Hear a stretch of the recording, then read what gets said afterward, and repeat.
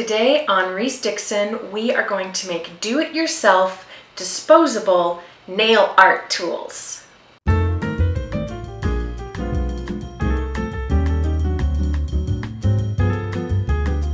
Hi everybody, it's Teresa with ReeseDixon.com, and I have been meaning to bring you this idea for a long time.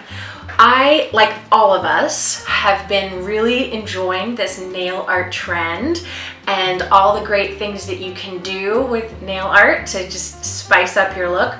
But I am not naturally dexterous when I'm doing my own nails. So it's been a challenge for me to join this trend on myself. It's not in my typical skill set. I've had to work. But I've come up with a few ideas that can make this simpler for you. And today I want to talk about the tools that you use.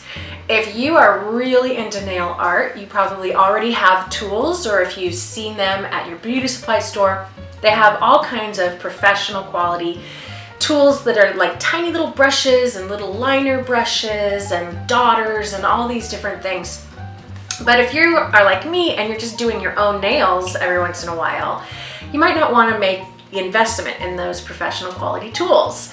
And especially when it comes to brushes, I can never quite get the clean all the way. They always end up gunking up no matter what I use. So I've come up with a way that you can do it for almost free, and if your brush gets gunked up, you just throw it away. It's so simple to make. So all you need is some duct tape and a little hair. Just a little bit of your own hair. If you have to do a bang trim, this is perfect for that.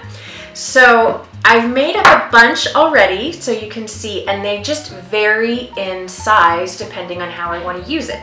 This liner brush only has a few little hairs together and they're a little bit longer. Some of these detail painting brushes are thicker, but they're shorter so that you have more control. So all I'm gonna do is take a square of my duct tape. Woo. Okay, I'm just gonna cut off a hunk. And then while my scissors are handy, I need a little bit of hair, but only a very little bit, like a fraction of an inch. So I'm just gonna go like back here somewhere where nobody's gonna see. I can do a little bit of, ooh, here we go. Whoop, and take out a little chunk. And see how much, that's nothing, right?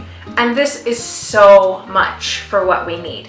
You really only need like a few hairs like that. So I'm gonna take my little hairs here and I'm gonna stick it to one end of the duct tape and then just roll it up. So let me show you that a little bit closer. So this is just a piece of duct tape, and you can see by my fingers that's probably like 3 inches long. And here is this tiny little piece of hair that I snipped off. I just went like behind my ear where nobody would see it. You can see you only need like a fraction of an inch. So the tiniest of trims will be plenty. So sticky side up. I'm just going to, ooh, lots of little tiny little hair fragments. Okay, so I'm gonna just stick that hair right on the edge of the duct tape and then just roll it up.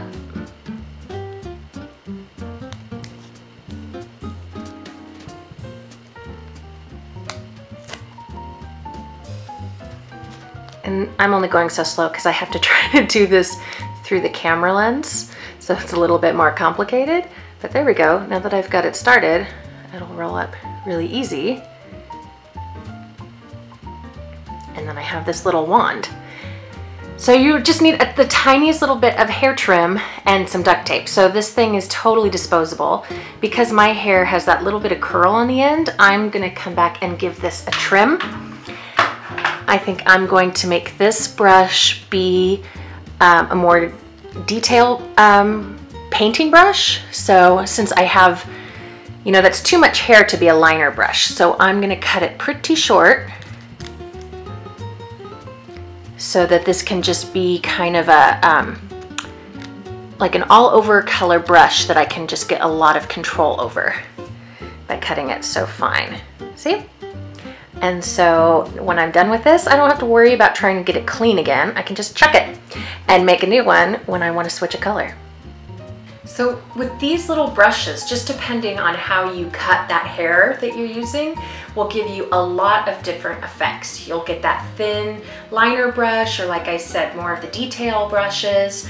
But those aren't the only shapes you're ever going to want to make. We also need to make dots, and those are so simple. If all you're doing is your own nails, there is no reason to go and buy the tools.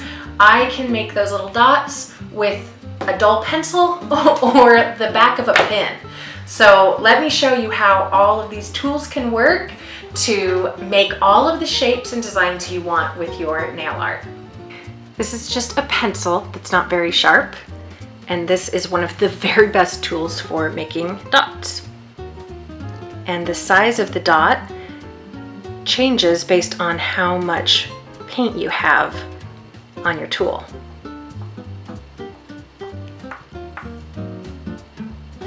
If you want bigger dots, you can use the head of a pin.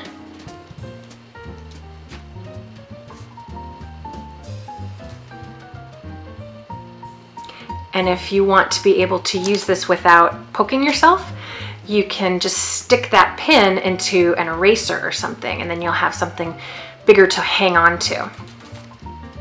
And now if you want to make long, thin lines, you can break out these little disposable brushes we made with my own hair.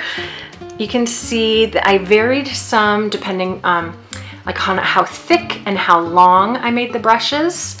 Like this one here looks like it's got basically 3 hairs. I used this one already, and this is perfect for making long lines. I kind of went sideways there. See, it's great for outlining. And again, if you want it thicker, you just use more paint. With some of these little brushes that are shorter in length but thicker, they have more hairs attached. They are great for little detail painting work. They make a thicker line than a liner, but they're great for painting in little sections. And if you want even more control, then you can just cut that brush a little bit shorter, and you can, use it to paint anything you want. See, it's all so easy that unless you are like on a serious high caliber nail artist, these will do just fine. There's no need to give yourself that extra expense. So I hope this was inspiring to save a little money and express your creativity even down to the tips of our fingernails. So subscribe to the channel so that you don't miss all of my great ideas. I've got another one coming up soon that you're not going to want to miss on how I made these nail stickers all by myself. So subscribe to the channel so you don't miss it, and we'll see you next time. Bye-bye.